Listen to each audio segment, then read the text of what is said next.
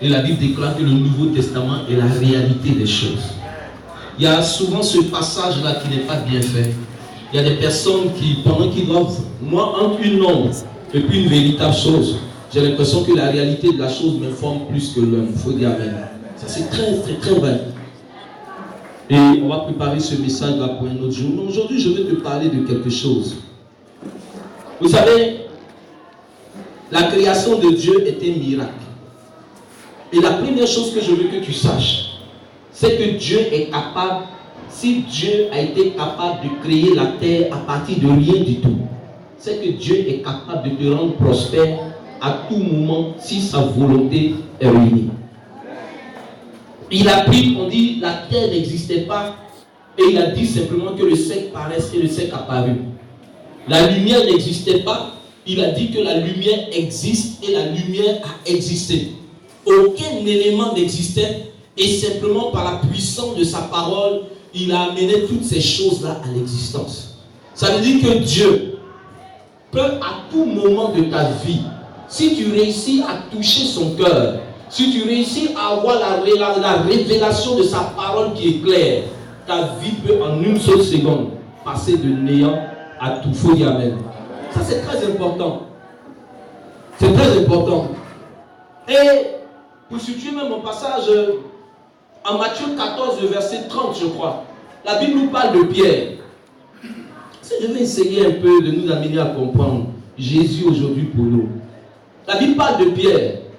On dit Pierre a vu Jésus qui était dans une barque. Et il a vu Jésus marchant sur les eaux. Et Pierre a pensé que ce n'était pas la réalité. Pierre a pensé que ce n'était pas Jésus, c'était un fantôme qui était en train d'arriver vers lui. Et il a dit, Seigneur, si c'est vraiment toi, dis-moi quelque chose que je dois faire. Et quand je le ferai et que je verrai que c'est manifeste, alors là, je saurai que véritablement, c'est toi qui m'appelles. La Bible déclare que Jésus lui a dit, viens. Et Pierre a commencé à marcher sur les eaux. Et la Bible déclare que Pierre ne faisait pas quoi? Il ne s'enfonçait pas. Et puis à un moment, Pierre a regardé le vent qui était autour de lui. Et le vent l'a tellement effrayé et tellement terrorisé que Pierre a commencé à s'enfoncer. La même eau sur laquelle il marchait sans aucun problème, la même eau là, il a commencé véritablement à s'enfoncer à partir d'elle. Et Dieu m'a ouvert les yeux et Dieu m'a demandé, il m'a donné de comprendre quelque chose. Le Saint-Esprit est en train de me parler tout à l'heure. Il me dit, dans l'église, il y a deux catégories de personnes. Il y a des personnes qui marchent à l'appel de Dieu sur la même eau, d'autres s'enfoncent, et puis il y a d'autres qui ne s'enfoncent pas. Et Jésus a dit, Pierre a demandé, Jésus a dit à Pierre, pourquoi est-ce qu'il a commencé à s'enfoncer? Il a dit parce que tu as oublié que le juste, il devait vivre par quoi? Par la foi. Non pas par ses œuvres, mais par la foi. Donc dans cette église, il y a des gens qui marchent sur le même Jésus, sur cette même eau. Il y a d'autres qui s'enfoncent, et puis il y a d'autres qui marchent, qui dominent l'eau, qui ont une autorité, un pouvoir sur cette eau. Il y a d'autres, par exemple, qui marchent, qui ont Jésus, qui a tout accompli, qui a dépouillé les dominations, les autorités, et puis ils sont possédés par des démons. Et puis il y a d'autres qui, sur cette même eau, marchent sur ce même Jésus, et puis ne connaissent pas de telles réalités. Il faut qu'on commence à s'interroger. Il faut qu'on commence à réfléchir. Tu ne vas pas prendre le mauvais exemple pour dire que c'est ça qui va être une règle. Alléluia. Est-ce que vous comprenez ce que je veux dire? On va prendre la Bible en Juge 6. Je vais nous exhorter, sinon mon message là va aller un peu trop loin. Juge 6. Et on va parler de Gédéon.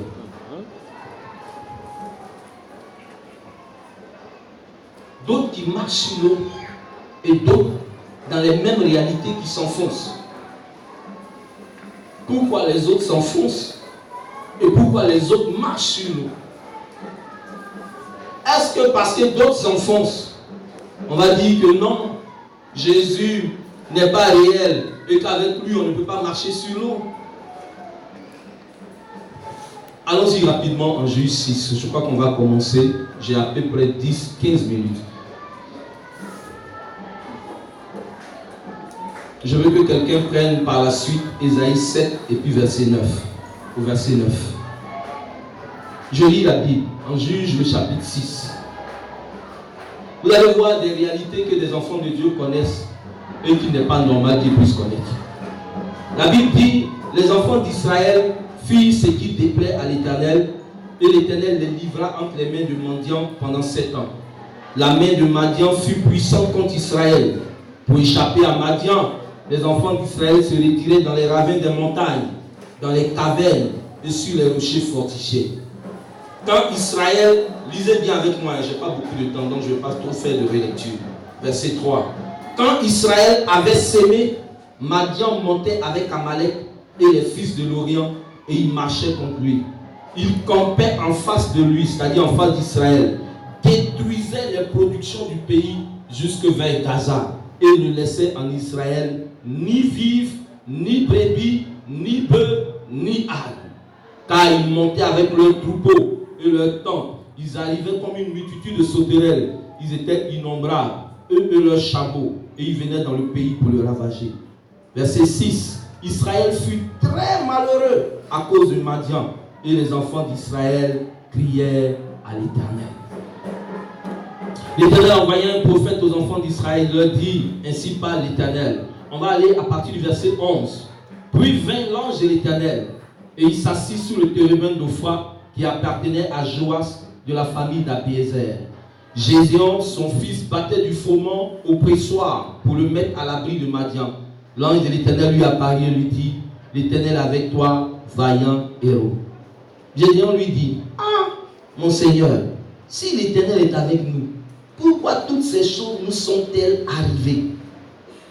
C'est là que je t'ai dit, il y a d'autres qui s'enfoncent et puis il y a d'autres qui sont là-dessus. Avec le même Seigneur, il dit, si l'Éternel, dans ma version, on dit, Gédéon lui dit, ah, mon Seigneur, si l'Éternel est avec nous, pourquoi toutes ces choses nous sont-elles arrivées? Et où sont tous ces prodiges que nos pères nous racontèrent quand ils disent, l'Éternel ne nous a-t-il pas fait monter hors d'Égypte? Maintenant l'Éternel nous abandonne et il nous livre entre les mains de Madian. L'Éternel se tourna vers lui et dit, va avec cette force que tu as et délivre Israël de la main de Madian. N'est-ce pas moi qui t'envoie? Il dit, n'est-ce pas moi qui t'envoie? Et je vais rapidement au verset 25. Dans la même nuit, l'Éternel dit à Gédéon, prends le jeune taureau de ton père et un second taureau de 7 ans. Renverse l'autel de Baal qui est à ton père et abat le lieu sacré qui est dessus. Tu bâtiras ensuite et tu disposeras sur le haut de ce rocher un autel à l'Éternel ton Dieu. Tu prendras le second taureau et tu l'offriras en holocauste avec le bois de l'idole que tu auras abattu. Amen. Amen. Amen. Amen. Je veux un peu, en quelques minutes, te parler de comment une réalité de l'Ancien Testament a été vaincue dans le Nouveau Testament. Je t'explique rapidement. Gédéon n'est pas dans les mêmes conditions que toi. Gédéon, il n'y a pas un sauveur qui est mort pour lui.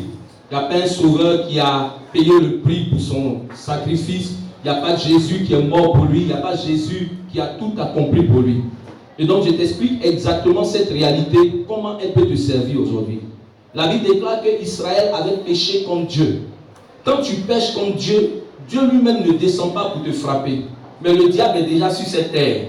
Tout ce que Dieu fait, c'est qu'il abandonne véritablement son rayon de protection qui est autour de toi. Et l'ennemi qui est sur cette terre, qui est descendu, qui rôde autour de toi depuis, avec une grande colère, cet ennemi-là commence à entrer dans ta vie. Dieu n'a pas besoin lui-même de descendre pour te frapper, non.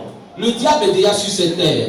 La façon dont tu te gardes, la façon dont il te protège, c'est que dans cette terre où l'ennemi est, où le lion est en train de rugir pour te détruire, c'est Dieu qui crée une barrière. Donc quand tu pèches contre Dieu, quand tu fais ce qui est mauvais devant Dieu, il suffit simplement pour Dieu, dans son souci de te punir, d'enlever simplement la barrière, et le lion qui rôdait parce qu'il n'avait pas le chemin, il va commencer à avoir un chemin dans ta vie et il va commencer à miner ta vie. Amen. C'est ce qui s'est passé exactement pour Israël. C'était le peuple de Dieu, c'était le peuple béni de Dieu. Et quand ce peuple-là marchait selon la volonté de Dieu, Dieu le gardait et Dieu le protégeait. Et voici que, ayant péché contre Dieu, qu'est-ce que Dieu fait? Dieu laisse donc véritablement la protection d'Israël, et les ennemis d'Israël qui ne veulent pas le bien de ce peuple-là, ces ennemis-là vont se lever contre Israël et ils vont commencer à battre Israël. Regardez la méchanceté de l'ennemi. On dit qu'ils attendaient quand Israël s'aimait sa nourriture, le temps de la moisson. Au début, là, tu ne peux pas manger véritablement les pousses de maïs là. Tu ne peux pas manger les feuilles. Donc si c'est par exemple du maïs, j'essaie de faire j'essaie de symboliser un peu. Si c'est du maïs que tu plantais, on sait que c'est après 3 mois que les épis de maïs vont se rester dedans. Donc il laissait Israël planter son maïs, il laissait Israël s'aimer le maïs, et ils attendaient tout simplement 1 mois, le maïs a commencé à pousser, 2 mois et 3 mois au temps de la moisson, où Israël va commencer à prendre la nourriture et puis maintenant mettre dans les greniers et puis manger. C'est là que véritablement leurs ennemis venaient. Et qu'est-ce qu'ils faisaient? Ils prenaient non seulement toute la moisson de véritablement d'Israël, et puis véritablement Israël était dans la misère. Ils étaient dans la pauvreté. J'ai été touché l'autre fois par une soeur. Je ne la voyais pas et puis je l'ai vue après 6 mois. Et puis je lui demandais, ma soeur, mais qu'est-ce qui s'est passé? Elle dit non, je suis allé aider ma mère au champ. Que chez nous là-bas au village, si tu n'as pas, c'est ça qui fait, et puis il n'y a pas la faim. Donc il y a la période où véritablement on doit planter le riz là. Donc les vieilles là, comme elles sont vieilles, nous on est en ville ici, on ne peut pas leur amener de l'argent chaque fois. Donc à la période de la plantation du riz, pour qu'elles puissent avoir un grenier et puis garder le riz dedans pour manger un peu. Donc les filles qui sont ici, qui ne peuvent pas apporter l'argent à leur mère, elles vont les aider dans la plantation, elles vont faire les rizières, et puis maintenant quand le riz a commencé à faire chose, elles viennent en ville, elles savent qu'elles ont laissé quelque chose à leur mère qui va leur permettre de pouvoir vivre au moins pendant 6 mois. Mais pour Israël, là, le temps de la moisson, c'est là que leur ennemi venait. Et puis l'ennemi détruisait tout, il anéantissait tout. On dit qu'Israël était dans un grand malheur. Ils vont attendre encore 6 mois sans manger. La famine, la faim, la ruine. Est-ce que ce n'est pas un peu la vie de certaines personnes qu'on voit? Tu es là dans ta vie. Il y a des moments où tu sens que non, tu es en train de travailler et que tu veux aboutir à quelque chose. Au moment où tu veux aboutir, au moment où tu veux arriver véritablement avec cette chose-là, tu as l'impression que non, il y a le diable qui vient. Et puis il enlève carrément. Il y a des gens, même leur bénédiction est comme maudite. La Bible a dit en Deutéronome, on m'a parlé de quelqu'un, ça m'a tellement touché. Il a chanté avec les yodés, les sios. Pendant près de 10 fois, on dit qu'il a cherché à aller en France. Il n'a pas pu. Chaque fois, on le repoussait à l'ambassade. La dernière fois où il a eu véritablement le visa, il a dit, bon, après combien d'années, il va aller véritablement chauffer avec ses amis au maquis.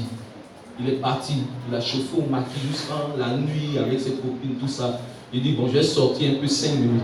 On dit, quand il est sorti du bar un peu, il allait un peu devant la voiture, il a cogné, il est mort. 20 ans d'attendre visa. Oh, son poison, sa bénédiction était empoisonnée. C'est un piège. Donc, comme son âme, là, Dieu l'aimait un peu, son âme, comme on dit, les Africains disent, ton âme voit un peu clair. Donc, ton âme dit, non, bénédiction, ça ne faut pas prendre, il ne faut pas prendre. Il ne faut pas prendre.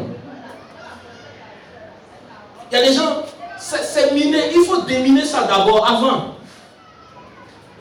Il y a des gens qui ne le comprennent pas. Ils ne savent pas pourquoi certaines choses tardent dans leur vie. Ta bénédiction est minée. En Deutéronome, là, Dieu dit, il y a certaines choses que tu feras. Il va maudire ta bénédiction. Il va maudire. Ce n'est pas ta malédiction. C'est quelque chose qui est bon, qui est une bénédiction pour toi. Lui, il va maudire ça. Et puis maintenant, pour toi, tu penses que chose là, tu as des milliards. Et puis bon, tu dors dans des trucs ici. On dit tension à tout moment. Tu ne peux pas t'aider. Tu ne peux pas être quelqu'un normal. Tu ne peux pas trop rire. Si tu ris trop, la tension est montée. Si tu pleures trop, c'est ça baisser. Si ça fait chose, ça. J'ai vu des gens comme ça me fait mal. Quand je m'en vais avec eux à l'Institut de cardiologie, ils ne peuvent pas être normaux.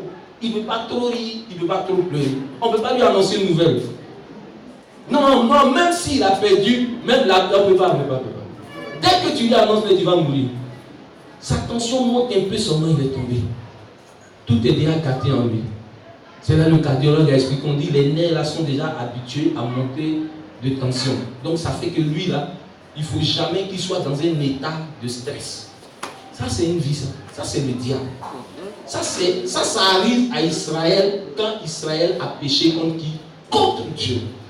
Ça n'arrive pas quand Israël est en accord avec Dieu. Ça n'arrive pas. Ça arrive quand Israël a péché contre Dieu. Et la Bible déclare que Dieu se révèle à Gédéon.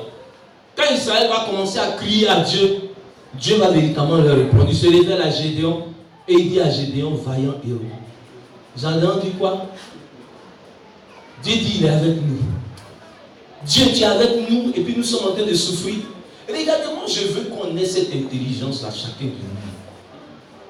Ça va te donner de savoir exactement quand ton Dieu est avec toi. Tu es avec nous et puis on souffre. Tu es avec nous et on a tous ces problèmes. Tu es avec nous et on a toutes ces difficultés. Il y a quelqu'un qui dit non, je ne sais pas s'il y a quelqu'un qui m'a amené un message sur le Face. Je ne sais pas si Dieu est avec moi ou bien s'il n'est pas avec moi. Il dit, ah, c'est grave. Donc c'est moi maintenant, il a fait maintenant le voyant, le voilà. Dieu est avec toi. Ou bien Dieu n'est pas avec toi. Non. Un enfant de Dieu, tu as un père. Et puis il n'est pas content, toi tu ne sais pas. Et tu ne vois pas ta vie. Il y a des choses qui doivent quand même être des indicatifs dans ta vie. Il y a des choses qui doivent t'éclairer. Il y a des choses qui doivent te parler. Oh, j'aurais tellement voulu avoir le temps pour bien vous parler. On va voir comment dans le Nouveau Testament on règle ça. Et puis donc, Gédéon dit non, c'est pas possible. Moi, je ne peux pas croire que Dieu est avec moi quand je souffre. Je ne peux pas croire ça. Et Dieu lui dit, je suis avec toi. Il dit non, tu n'es pas avec nous. Nos parents nous ont parlé de toi. Quand tu étais avec eux, comment tu es descendu en Égypte?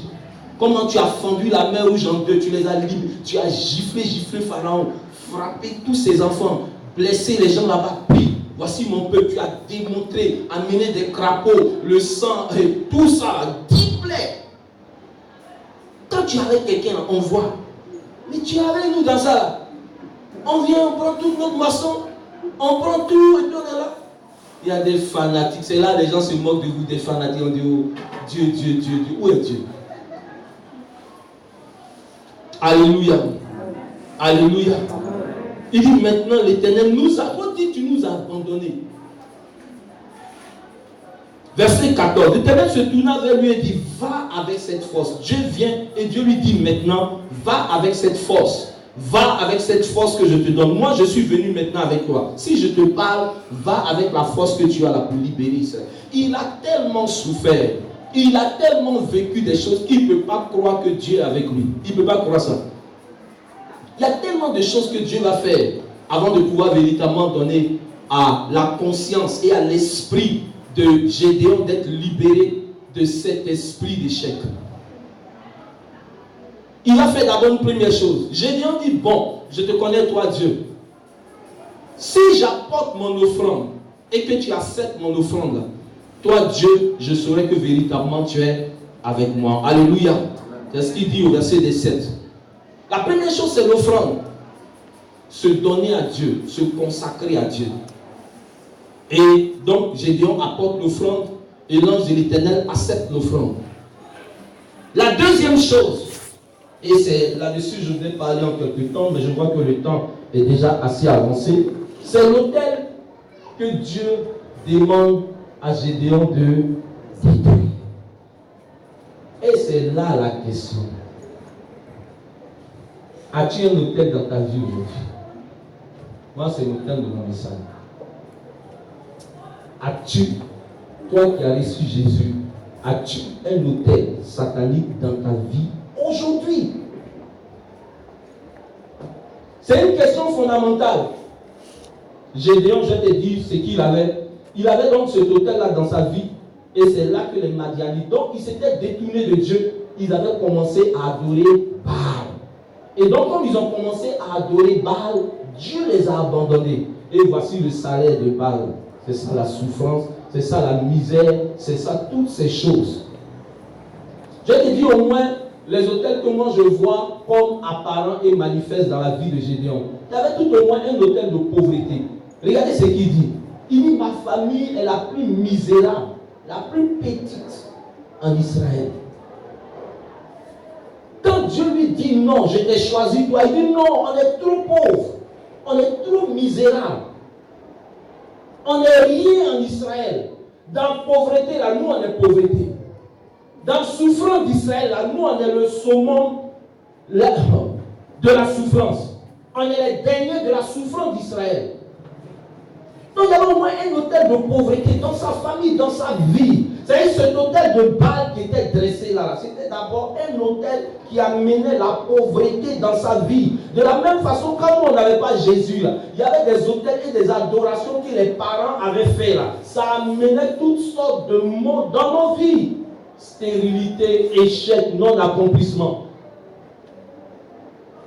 Le deuxième autel que moi je vois dans la vie de Gédéon, c'est un autel tout au moins de retard. Je vais vite même. Retard. Regarde comment il est en retard. Regarde comment lui-même, il se voit comme rien. Il y a des personnes dans leur vie, là, c'est le retard. Pendant que les autres, c'est-à-dire, je voyais quelqu'un qui, dans notre quartier, là, à Marco, je voyais quelqu'un, quand tu le voyais, tu le vois vraiment, il est, je ne sais pas si je dois dire, il est misérable, mais il n'a rien. Et quand tu le vois marcher, il marche, il chocolat, il parle comme quelqu'un de grand. Quand il regarde quelqu'un, il regarde de haut jusqu'en bas. Et j'étais toujours étonné de ce gars. Il se lève le matin dans le quartier, il ne fait rien, il marche.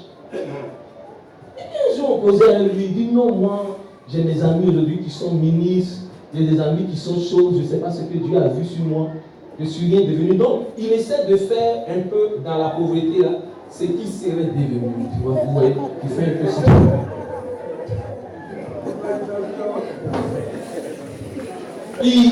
Voilà, il est là. Il est là, méprisant, il est là. Matin, les autres vont travailler un peu, lui, il est là. Non, lui, il ne peut pas faire des trucs comme ça. Lui, il est là derrière des gens. Des gens comme ça. Retard. Ses amis sont des ministres, ses amis sont des grands. Quand il voit ses amis, il se cache. Retard. Il y a des personnes comme ça. L'hôtel, là, ça a apporté le retard dans ta vie. Au moins 10 ans, tu n'es pas allé à l'école. Au moment où tu étais brillé à l'école, soit il y a tel mal qui t'est arrivé. Ou bien, ça, c'est ces hôtels-là, toutes ces adorations-là. Je vais passer vite dans l'Ancien Testament et puis on va parler de comment ça y est aujourd'hui. Et puis maintenant, je vois tout au moins un hôtel aussi de non-accomplissement. Non-accomplissement, pourquoi? Nous, on plante nos maïs. Au moment où le maïs là donne, où on veut venir manger, c'est là l'échec. Ils viennent, ils prennent tout, et puis ils tapent tous les grains. Et puis on va recommencer. Ta vie est comme un perpétuel recommencement. Recommence aujourd'hui, tu recommences demain, tu recommences. C'est-à-dire que pour toi, tu as un espoir bon. Comme on dit d'avoir la foi, mais la foi doit être concrète. Il faut dire, mais la foi doit être concrète. On dit si tu as la foi comme un grain de sénévé, ce n'est pas quelque chose qui doit. Ça va faire quoi? Ça va te prendre une montagne. Ça va déplacer ça devant tes yeux. On dit si tu demandes, quel que soit ce que tu demandes à Dieu, si tu crois que ce que tu as demandé là va s'accomplir, tu le verras avec tes deux yeux. Ce n'est pas que non, tu vas espérer. Il y a des gens qui veulent avoir foi dans foi. La foi, ça apporte un résultat. Toi, tu n'as pas vu le résultat, tu dis non, je vais avoir la foi encore. Je vais avoir la foi encore. Je vais avoir la foi encore. La foi, sur la foi, sa foi ne va jamais arriver. Alléluia. Est-ce que tu comprends ce que je veux dire? Il n'y a pas foi dans foi. Il y a une seule foi qui crée le miracle. Si tu as la foi comme un grain de sénévé, ça change ta vie. Il faut dire Amen. Et le dernier hôtel que moi je voyais dans la vie de Gédéon, c'était quoi? Un hôtel d'humiliation. Ignominie, pauvre. C'était la honte. Il dit, ma famille est dernière dans tout Israël. Il y a des gens qui sont tellement humiliés. Ils sont tellement... C'est-à-dire, tout chez eux doit être honte. Tout leur parcours, tout le parcours de leur vie, là, c'est honte, humiliation, ignominie. c'est les hôtels sataniques là qui créent ça. Et là, ma question aujourd'hui, parce que je vais finir rapidement. Aujourd'hui, en Jésus, Gédéon, lui, n'avait pas Jésus. On lui a dit, prends une machette, va couper. Va détruire, va faire comme ça. Il y a certainement une différence entre toi et Gédéon. N'est-ce pas? C'est Jésus-Christ de Nazareth. Est-ce qu'en Jésus, il y a encore un hôtel dans ta vie? C'est là où je dis, il y a des gens qui sont sur l'eau en train de marcher, et puis il y a des gens sur la même eau où Jésus a dit venir. Il y a d'autres qui s'enfoncent. C'est là. Il y a des gens même qui sont dedans même. Oh, on a voulu me gorger la nuit aujourd'hui. Oh, on a voulu m'étrangler. Non, là même, on m'a étranglé un peu. C'est au moment où on voulait mettre le couteau, il a dit Jésus. Je me suis réveillé. Au moment, non, là même, vraiment, mes yeux même, ils ont cassé un. On voulait casser le deuxième là. Et puis je me suis réveillé. Est-ce qu'il y a un hôtel dans ta vie aujourd'hui? Est-ce qu'il est concevable qu'il puisse avoir un hôtel dans ta vie aujourd'hui? Non, c'est la question, je vais te poser ça. Je veux que tu y réfléchisses. Aujourd'hui, là, Gédéon, il n'y a pas Jésus dans son cas, rien. Toi, est-ce qu'il y a ces hôtels de retard, de toutes ces choses-là dans ta vie aujourd'hui? Je te posais une question. Pourquoi Pierre s'enfonçait? Jésus lui a dit, viens. Et pour nous montrer même que ce que Jésus a dit était puissant, il a commencé à marcher sur l'eau. Et puis, arrivé à un moment, sur une certaine distance dans l'eau, la Bible déclare que Pierre a fait quoi? Il s'est enfoncé. Il s'est enfoncé. Toi qui es en Jésus aujourd'hui, toi qui as reçu Jésus comme Seigneur sauveur personnel,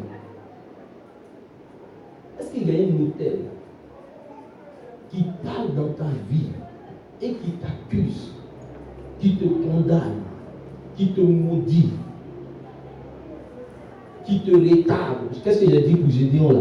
Qui apporte la honte sur ta vie, qui apporte la pauvreté. Avec ce que Jésus a fait là.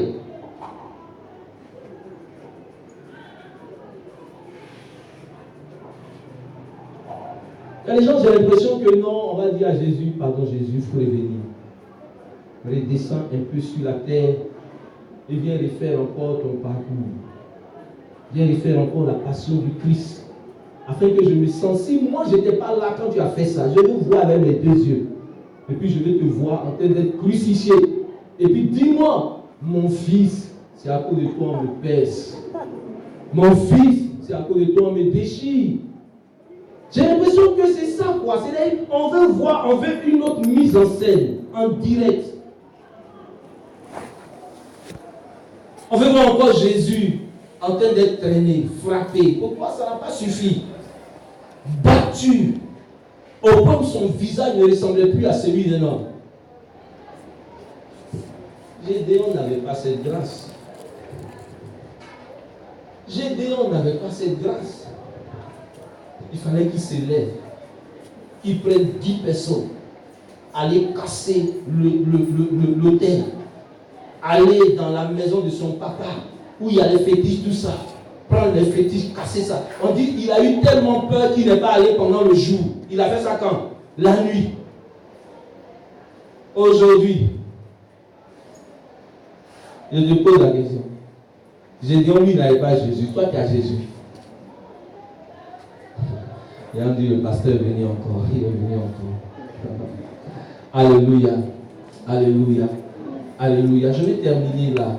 Et moi, je vais te dire quelque chose. Je vais te dire que Jésus est la fin de tout auquel dans ma vie. Amen. C'est fini. Moi, c'est fini. C'est pourquoi la Bible dit le juste vivra par la foi. Tout est accompli. Je vais te donner quelques petits versets. Je n'ai pas trop de temps. Mais moi, aucun hôtel ne peut crier comme moi. Aucun. Aucun hôtel. Jésus est mort à la croix pour moi. Prenons Colossiens 2. Prenons d'abord Jean 1, verset 12. Jean 1, et puis verset 12. Je vais commencer un peu parce qu'on a dit à Gédéon. On dit, va détruire l'autel de la maison de ton père. Moi, la première chose aujourd'hui que je me pose, c'est ça. Mon père. Jean 1, verset 12. Rapidement, je donne un lecteur, s'il vous plaît. On doit finir à une chose. Et Jean 1. Oui, allons-y, ma fille.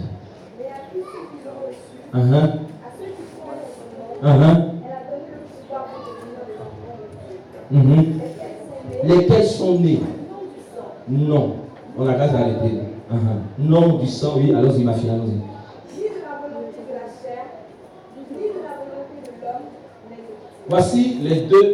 voici deux personnes. C'est là où il y a d'autres qui s'enfoncent, et puis nous autres là, on ne s'enfonce pas. La Bible déclare que Jésus est la parole qui est venue, qui a créé toutes choses. Elle est venue parmi les siens. Il y a d'autres qui ne l'ont pas reçu. Et ils ont leur sort.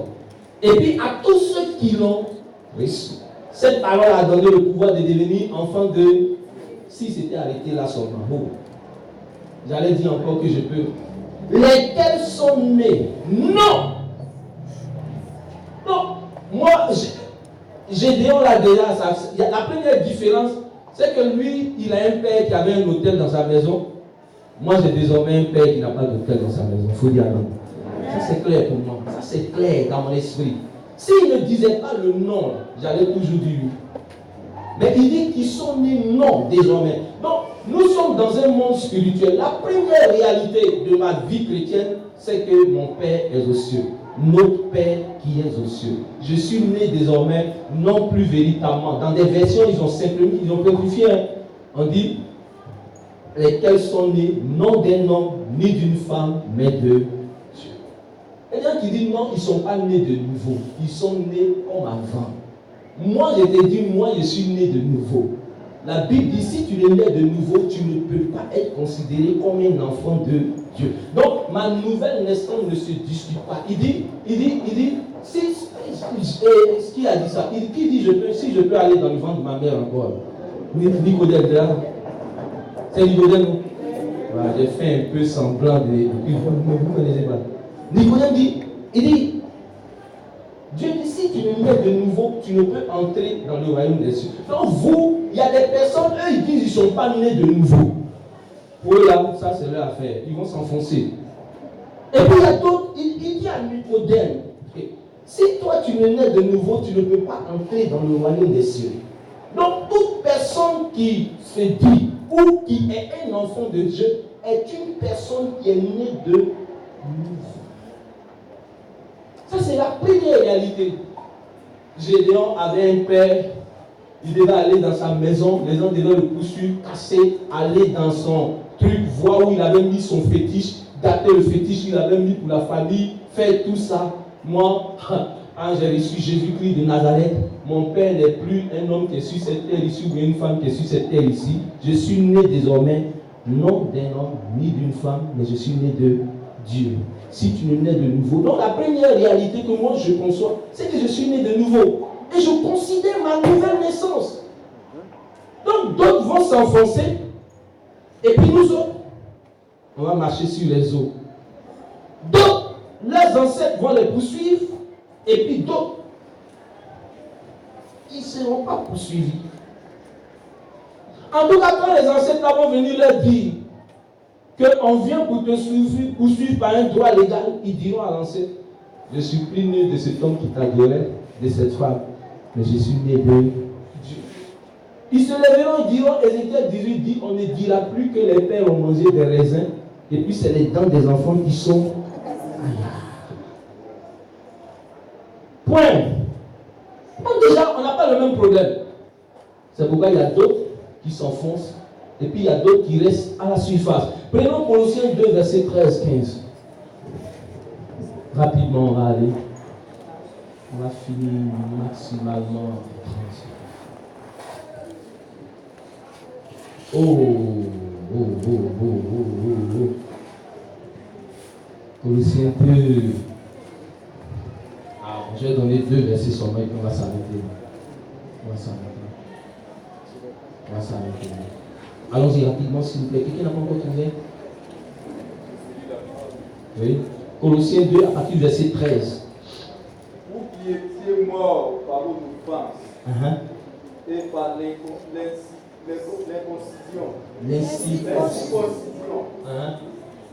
de votre chair, il vous a rendu à la vie avec lui, en faisant grâce pour toutes nos offenses. Amen.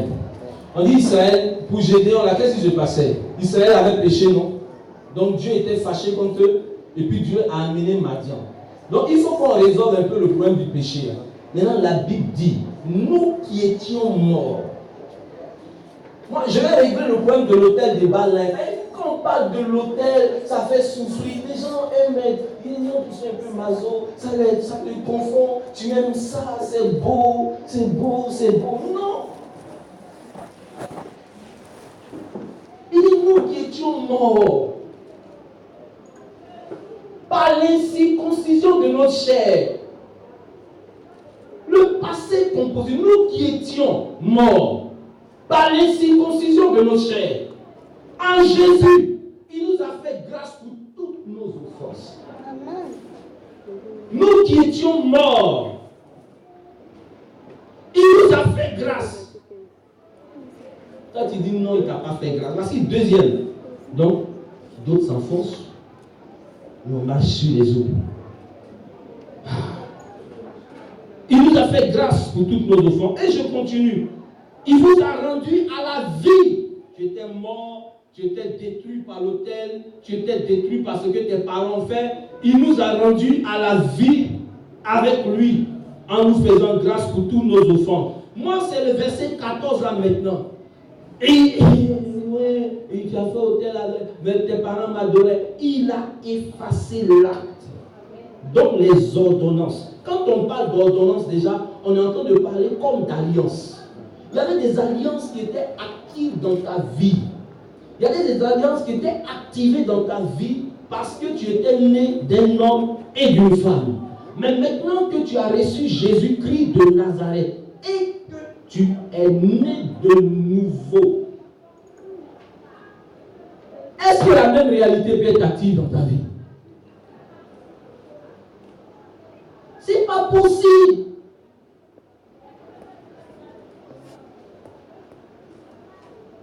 C'est pourquoi il y a d'autres qui s'enfoncent et d'autres, ils ne peuvent pas s'enfoncer. De la même façon que le péché est rentré par un seul, de même je vais régner par Jésus-Christ, lui seul. Et mon règne sera sans limite. Il n'y a pas une mouche ou un Mauritanien qui a diminué un peu. Non, c'est pas possible. C'est pas possible. C'était moi j'ai reçu en Jésus. La Bible dit en Éphésiens 1, il nous a bénis de toutes sortes de bénédictions spirituelles dans les lieux célestes en Christ. Toutes sortes. Et c'est le monde spirituel qui commande le monde physique. Si je suis béni spirituellement, mais mes yeux vont voir ça ici. Mais le seul problème, c'est Pierre qui s'enfonce à un moment, et puis Pierre qui marche sur l'eau à un certain moment. Il a effacé toutes les alliances. Il a effacé toutes ces choses. Pourquoi tu les vois encore dans ta vie? C'est le même problème que Pierre. Pierre a commencé à marcher sur les eaux, et puis à un moment, il a regardé quoi? Il a regardé le fond. Il ne regardait plus Jésus qui dit j'ai tout accompli. Il ne regardait plus le Seigneur. Il ne se voyait plus comme né de nouveau. Bon, en ce temps, il n'était pas encore né de nouveau, et je suis en train de le dire pour nous. Il y a des moments, il y a des personnes qui ne se voient pas comme nées de nouveau. Il y a des personnes qui se voient comme rattachées encore à l'autel de ce qui est au village là-bas, au campement. Il y a des personnes qui se voient encore comme véritablement dans leur ancienne nature. Il y a des personnes qui voient encore que Jésus n'a rien accompli. Et quand ils parlent de ces choses, ils en parlent avec tant de passion, parlant véritablement de Gédéon. Gédéon n'a pas la même réalité que moi. Pour moi, il y a quelqu'un qui a tout accompli. Pour Gédéon, personne n'avait tout accompli. C'est la différence qui est fondamentale. Et je voudrais que chacun de nous puisse véritablement la voir. On va aller en Hébreux 9, verset 25 rapidement. Et puis on va terminer. Oh Jésus-Christ de Nazareth, tu es bon. Tu es bon, tu es merveilleux. Tu es merveilleux. Tu es merveilleux.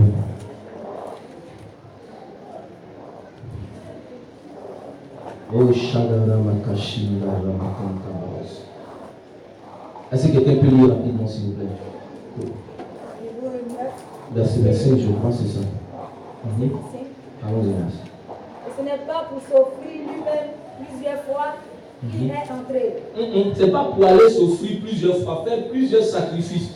Vous dites non, tu vas, comme dans l'Ancien Testament, on allait offrir le sang des animaux plusieurs fois. Mais lui, Jésus, là, c'est pas pour aller plusieurs fois. Donc si tu ne crois plus en ce qu'il a déjà fait, là, c'est fini pour toi. Tu es perdu. C'est ça, il y a d'autres qui s'enfoncent. Et puis il y a d'autres qui marchent sur les sceaux. Allons-y, merci. Comme le souverain sacrificateur entre chaque année dans le sanctuaire. Avant, c'était chaque année, il rentrait pour faire le sacrifice. Avec du sang étranger. Autrement, il aurait fallu qu'il souffre plusieurs fois. Il aurait fallu que Jésus souffre plusieurs fois alors. S'il était comme dans l'Ancien Testament, là, il aurait dit, je suis l'agneau de Dieu qui ôte les péchés du monde. Il ôte ça aujourd'hui. On va le sacrifier encore demain, tu as péché, on va le sacrifier encore, on va le sacrifier encore. Allons-y. Depuis la création du monde. Tandis que maintenant, à la fin des siècles, il a apparu une seule fois pour abolir le péché par son sacrifice. Il a apparu une seule fois pour abolir. Bon, on a dit au professeur de venir vraiment nous expliquer. Abolir. Il a apparu une seule fois pour abolir le péché. Allons-y. Et comme il est réservé aux hommes de mourir une seule fois, après quoi vient le jugement. De même, Christ, qui s'est offert une seule fois pour porter les péchés, il s'est offert une seule fois pour porter les péchés de plusieurs. Allons-y. Apparaîtra sans péché une seconde fois à ceux qui l'attendent pour leur salut. Allons-y un peu. Je vais voir si ça a quelque chose là-bas. Donc voici un peu ce que la Bible nous dit. Amen.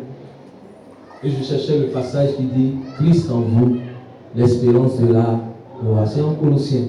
Christ en vous. Colossiens 1, 27. Christ en vous, l'espérance de la gloire. Amen. Je vais terminer par là. Christ en moi, c'est l'espérance de la gloire. Je n'attends rien d'autre. Je n'attends aucune souffrance. Je n'attends aucune misère. Non. Christ en moi. J'espère en la gloire son nom. En la grâce. Il y a des réalités qui sont en Christ. Si tu ne marches pas sur ces réalités-là, tu vas t'enfoncer comme les gens de l'Ancien Testament. Tu vas vivre leur même réalité. Tu vas vivre leur même souffrance. Je te dis que ce n'est pas la même chose. La Bible dit Christ en moi, c'est l'espérance de la gloire. J'ai voulu te montrer, j'ai voulu te prêcher sur un passage qui nous dit passer de l'ombre à la réalité, puisque la Bible déclare que l'Ancien Testament était l'ombre des choses à venir et que le Nouveau Testament est la réalité des choses. Mais on le verra que la prochaine fois. Mais je veux que tu comprennes aujourd'hui que pour toi qui es en Jésus, Jésus a détruit le terre. Tu sais maintenant quel doit être ton combat. C'est comme quand Jésus était dans le jardin, était dans le moment de jeûne. Quand le diable vient vers toi, qu'est-ce que tu lui dis? Quand il te dit que non, il a bâti un hôtel dans ta vie. Quand il te dit que non, tu dois souffrir de stérilité comme ta tante a souffert. Est-ce que tu lui dis ce que Jésus a fait pour toi? Est-ce que tu lui dis ce que Jésus a fait pour toi? Quand le diable parle de ce que non, ton père l'adorait, donc lui aussi, si tu ne l'adores pas, il va te tuer. Qu'est-ce que tu lui dis? Imagine un peu Jésus après son moment de jeûne. Malgré tout ce qu'il avait fait, s'il avait échoué à une seule question, le diable allait régner sur sa vie. Le diable allait commander sa vie. Le diable allait dominer sa vie. Nous sommes dans un monde spirituel. La Bible déclare que la vie et la mort sont au pouvoir de la langue a un pouvoir. Au pouvoir de la langue. La vie et la mort. Et tu veux mourir, toi-même tu peux te tuer. Tu veux vivre, tu peux vivre aussi. Tu veux te détruire, tu peux te détruire. Tu ne veux pas te détruire, tu peux aussi avoir la vie et la mort. Ma proclamation aujourd'hui est différente de la proclamation des gens de l'Ancien Testament. Ma proclamation aujourd'hui est différente de la proclamation même de David, même d'Élisée. J'ai une proclamation bien meilleure, car je suis dans une alliance supérieure. Jésus a tout accompli pour moi. Alléluia. Donc, est-ce qu'il y a un autel qui est dans ta vie? Moi, j'ai dit, il a effacé l'acte dont les ordonnances sont condamnées et qui subsistait continuellement. Ces autels-là étaient parmi ces actes de condamnation. Il a détruit en le clouant à la croix. Et puis les démons qui étaient assis sur ces autels et qui disaient que non, puisque mes parents m'ont adoré, ils vont véritablement gouverner ma vie. La Bible dit qu'il a dépouillé les autorités, les dominations, et il a fait quoi? Il les a livrés publiquement en spectacle, en triomphant de par quoi? Il y a des gens qui oublient le moyen du triomphe. Tu ne parles jamais de la croix. Tu ne dis jamais comment Dieu a triomphé d'eux. Tu dis seulement il a triomphé d'eux. Mais ce n'est pas la croix. Or, la croix, c'est le sacrifice qui a été accompli pour qui? Pour toi et pour moi. On va baisser la tête, on va prier le Seigneur. Bénissons le Seigneur ensemble.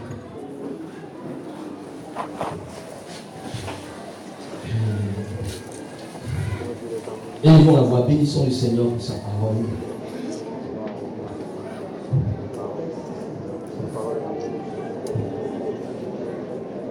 Oh, tu n'as pas besoin forcément de jouer.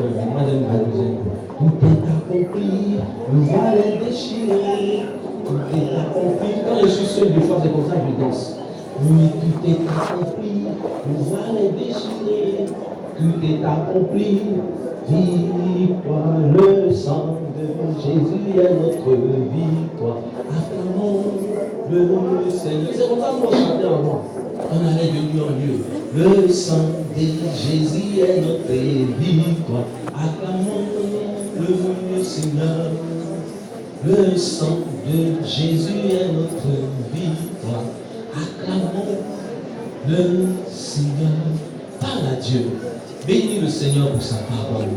Oh, si tu savais ce que Jésus a fait pour toi, tu allais tellement savoir le glorifier.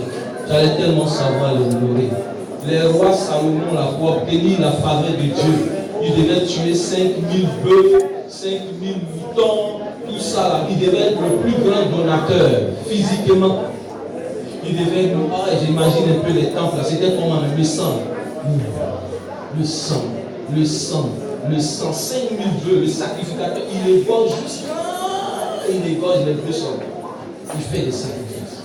Mais Jésus, une seule fois, il s'en fait. Je n'ai plus besoin de sacrifier plusieurs fois. J'ai besoin de confesser ce qu'il a accompli. Le jour où je l'ai rencontré, ce merveilleux jour où on m'a parlé de mon sauveur. On m'a dit, crois en lui, et ta vie ne sera plus jamais la même, Olivier. On m'a dit, tes cauchemars vont finir, les sorciers qui te poursuivent, ça va finir. Est-ce que ça peut finir un jour? Il dit, Jésus a déjà fini. Jésus, il a fait quoi? On dit, il est mort à ta place. Il a fait, je dis, non, mais moi-même, là, je ne peux pas être parfait. Même dans ma vie, là, je vis. On dit, non, donne ta vie à Jésus seulement. Reçois-le. Il est le salut du monde. Il est la lumière du monde. Oh Seigneur Jésus, tu seras sauvé. J'ai cru en lui. Ah, et j'ai compris qu'il m'a vraiment sauvé. Ah, il m'a vraiment sauvé. Il m'a vraiment sauvé. Il m'a vraiment libéré. Il a tout accompli pour moi. Il est mort à ma place à la croix. Tous ces actes que je devais faire, tous ces bœufs que je devais donner en sacrifice, tous ces animaux que je devais apporter au sacrificateur, moi-même, peut-être que j'allais même pas être souverain sacrificateur, je n'étais même pas juste, j'étais loin ici en Afrique, j'étais condamné parce que je n'étais pas parmi le peuple de Dieu. Comment est-ce que véritablement le salut de Dieu pouvait me parvenir? Mais Jésus est venu. Dieu a tant aimé le monde qu'il a donné son Fils unique, afin que quiconque croit en lui ne périsse point, mais qu'il ait la vie éternelle.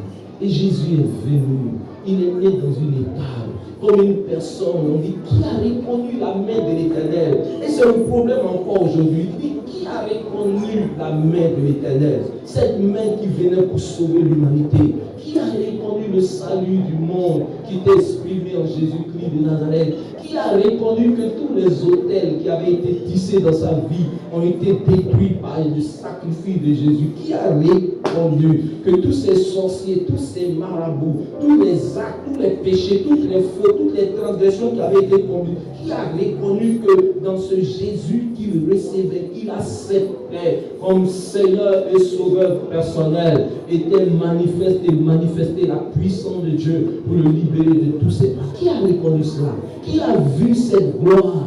Qui a vu cette gloire? Tu as pensé que non, simplement, tu allais dans les eaux du baptême, tu recevais seulement, tu faisais simplement une petite prière du pécheur. Non, c'était ton salut qui était là. C'était ton salut définitif.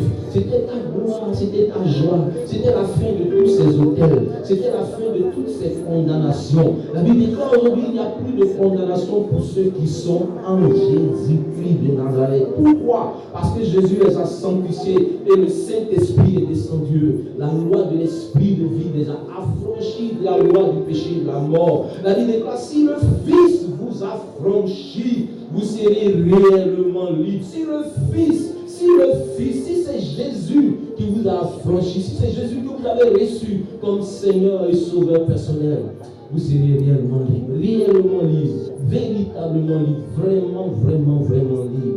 Élève la voix et confesse maintenant ce que Jésus a accompli pour toi. Déclare qu'au nom de Jésus, tu es sauvé. Au nom de Jésus, tout hôtel qui existait dans ta vie, les hôtels qui avaient été bâtis par ton père physique, par ta mère sur cette terre, les hôtels qui avaient été bâtis par tes ancêtres, déclare que tout cela a été détruit. Les hôtels de misère, les hôtels de stérilité, les hôtels de pauvreté, les hôtels de non-accomplissement, les hôtels de honte, d'ignominie, d'humiliation, déclare qu'il a effacé l'acte dont les ordonnances me condamnaient et qui subsistaient contre moi, tous ces actes qui parlaient contre moi, tous ces actes qui m'accusaient, tous ces actes véritablement, lui qui m'indexait du doigt et qui me parlait de souffrance, de maladie, de douleur, d'amertume, tous ces actes ont été détruits. Déclare-le dans ta prière, déclare-le, confesse-le aujourd'hui. Reconnais, quitte dans le lot de ceux qui s'enfoncent. Quitte dans leur eau, sors dans leur eau, sors de ceux qui s'enfoncent ici. Quitte là-bas, Jésus il vient.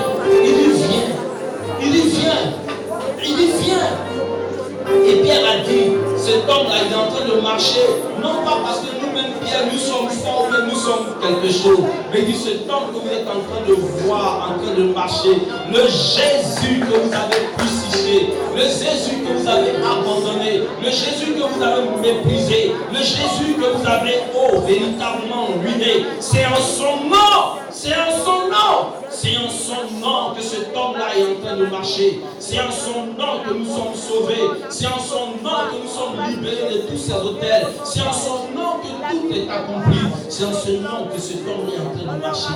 Et cet homme a commencé à marcher dans le temps.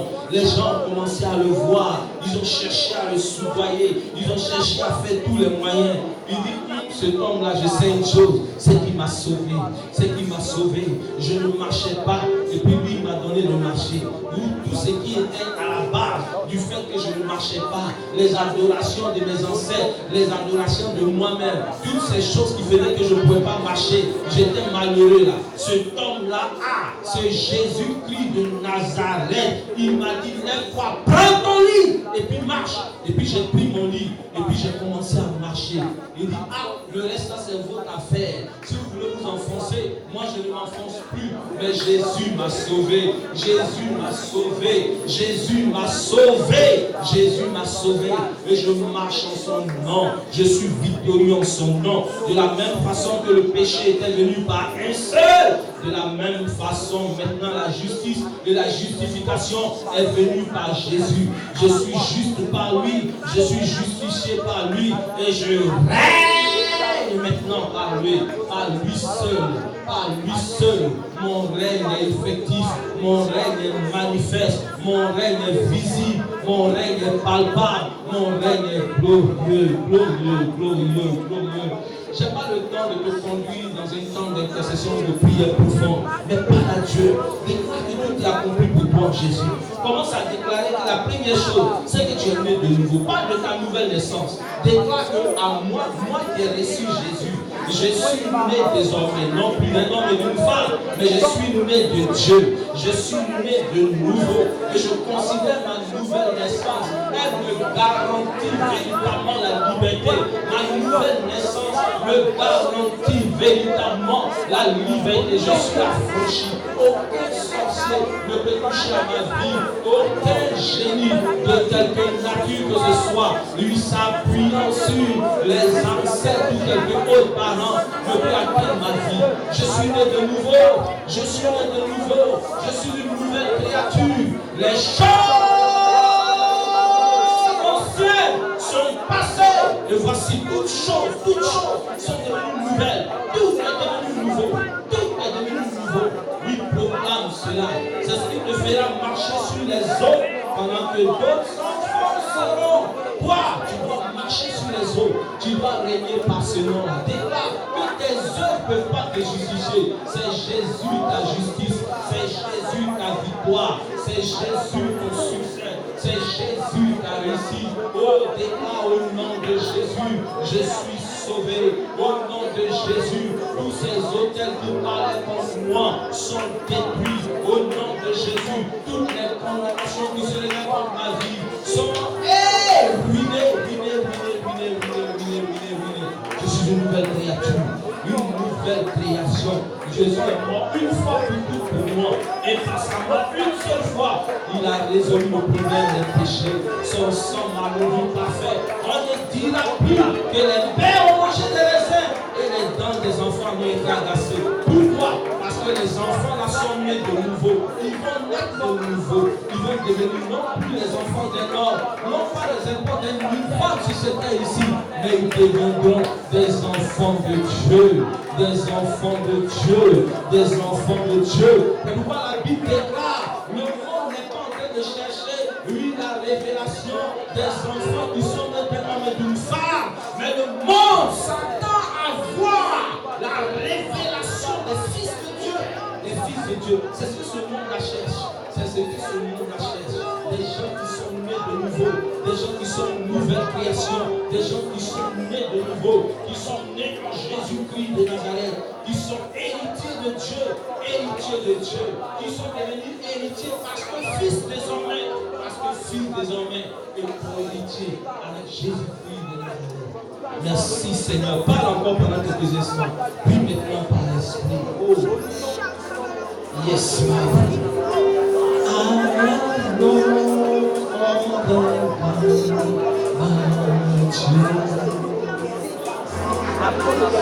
You are one what no man can do, and you will do what no man can do.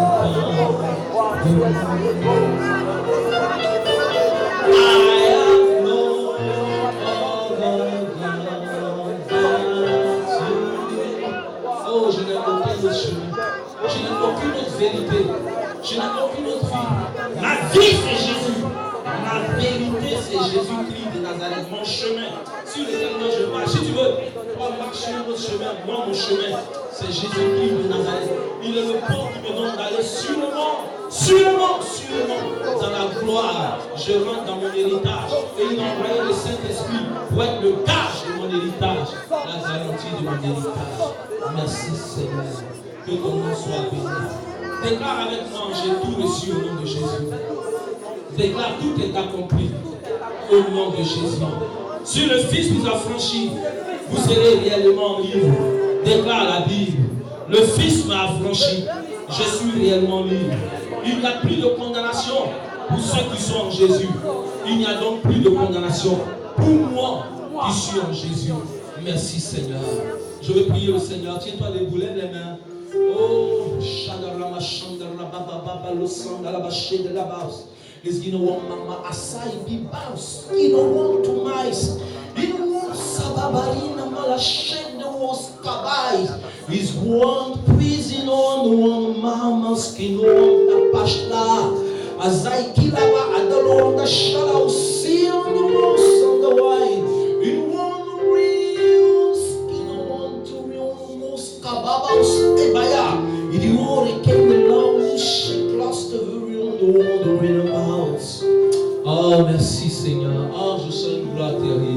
Je vais simplement prier pour toi. Je vais exercer ta foi. Saisis ton miracle par la foi. Éternel mon Dieu, j'élève la voix avec. Il y a une personne qui est au milieu de nous. En ce matin, tu as eu le message par lequel tu dois évangéliser. J'entends la voix du Seigneur. C'est-à-dire, tu ne voyais pas ton message. Tu dis, mais qu'est-ce que je vais dire à ces personnes? Avec leur souffrance. Si je dois leur parler de quelque chose, c'est d'un salut. Qu'est-ce que je vais leur dire? Et Dieu me dit de te dire en ce matin, il y a une grâce terrible dans ces temps que Dieu va manifester dans ta vie pour l'évangélisation. Il vient de te donner le message de cette évangélisation. Tu vas aller de rue en rue. Tu vas commencer à parler de ce Jésus qui a tout accompli. Tu vas